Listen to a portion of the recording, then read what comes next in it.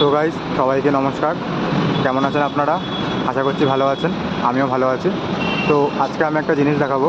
আমি বর্ষার শুরুতে আমার এই পেয়ারা গাছটায়, যেই গাছটার মধ্যে আর কি যে পেয়ারাগুলো হয় ভেতরগুলো লাল কালারের হয়। তো আমি চাইছিলাম যে এরকম একটা গাছ আমার টবে আমি যদি করতে পারি তাহলে খুব সুন্দর হয়। তাই জন্য আমি ইউটিউবে অনেকগুলো দেখে আমি কি করে এই গাছটার একটা ক্লোন তৈরি করব। তো আমার এই গুটি কলমেরই একটা প্রসেস আমি দেখেছিলাম। তো সেই রকমভাবে আমি এই গাছটার মধ্যে একটা গুটি কলম বাঁধি বর্ষার আগে। আর দেখুন গাইস, আমি সাকসেস পেয়েছি। ফার্স্টবারেই আমি সাকসেস পেয়ে গেছি। এইখান থেকে শিকড়গুলো বেরিয়ে এইখান থেকে বেরিয়ে আসছে। এবার দেখা যাক, আমি 1 মাস এরকম গাছটাকে রেখে দেবো যাতে শিকড়গুলো এরকমভাবে ভেতর দিক থেকেও আর কি যায়।